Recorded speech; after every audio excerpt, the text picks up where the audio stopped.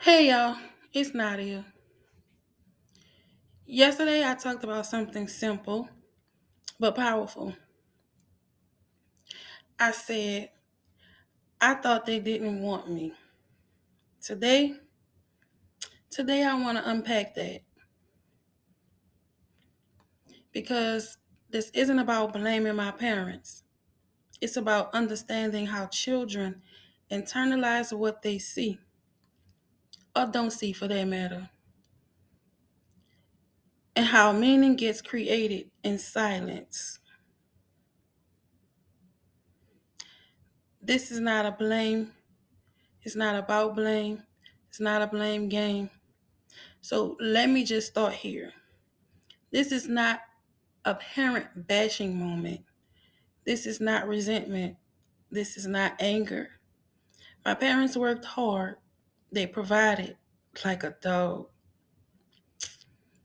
They did what they knew how to do. But healing isn't about blame. It's about awareness. Because two things can be true at the same time. They were doing their best, and I still formed a wound. That doesn't make them wrong. It just means I was young, trying to process. So here's what I understand now as an adult. Children don't just experience life, they interpret it. And they interpret it through emotion, not logic. So when a child sees parents leaving early, parents coming home late, parents tired, parents busy, the child doesn't think they're working overtime for our future. No, the child thinks they're not here with me again. And when there isn't a lot of emotional explanation, when there aren't consistent conversations about feelings, the child fills in the blanks. And the blanks often get filled with insecurity. Trust me, I know. I wanted to know what was wrong with me and why they didn't want me around or want to be around me for that matter. There's a difference between physical presence and emotional presence. You can live in the same house and still feel emotionally alone. You can be provided for and still feel unseen, unheard, unnoticed. You can have structure and still crave connection. As a child, I didn't need luxury. I didn't need perfection. I needed reassurance, consistency, emotional ability. And because my parents were exhausted, working multiple jobs, emotional presence wasn't always accessible. That's not condemnation, that's context. But to a child, context doesn't exist, only feelings does. And here's the part that changed everything. I created a story. Not intentionally, not dramatically, but quietly. If they're always working, maybe they don't really want to be here. If they wanted to spend time with me, they would. If I mattered more, or even at all, maybe they'd be home more. Now, reading that as an adult, it sounds irrational. But as a child, it felt real, too real. And when something feels real long enough, it becomes part of your belief system, real big. I didn't just feel that once, I felt it repeatedly. And repetition creates identity.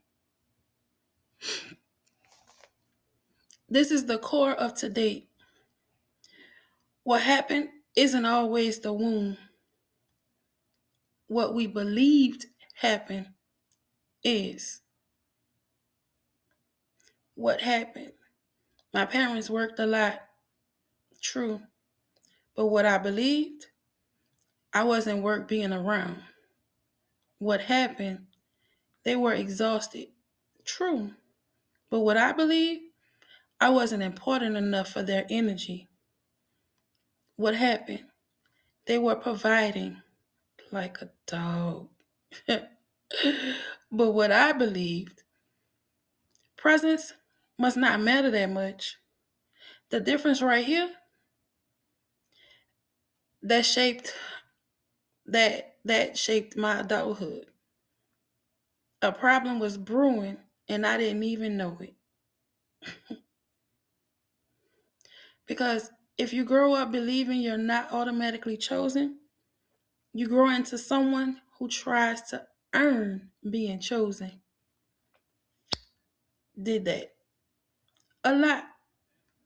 You overachieve, you overgive, you overextend, you overprove, and you don't even realize you're operating from a childhood belief.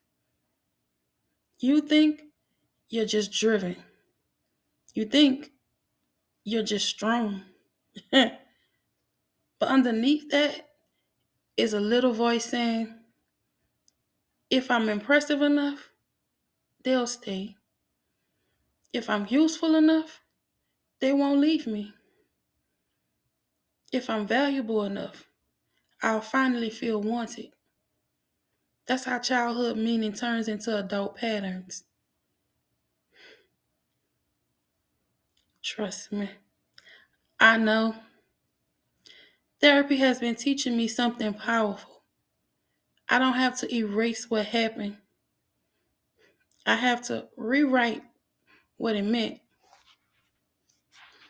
Because now I understand that they were busy because they were surviving, not because they didn't want me. They were tired because they were responsible, not because I was a burden. But that little girl didn't know that. Trust me, she didn't. So now the woman has to teach her. That's healing. Not rewriting history, but rewriting interpretation.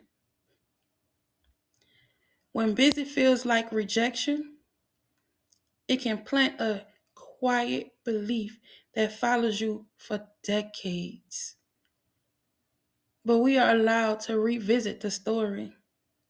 We are allowed to update the meaning. We are allowed to heal the belief without dishonoring the people who raised us. This is week 1. And today's episode is when busy feels like rejection. Tomorrow we're going deeper into something even more subtle, the emotional abandonment wound. So stay tuned. I hope you're following along.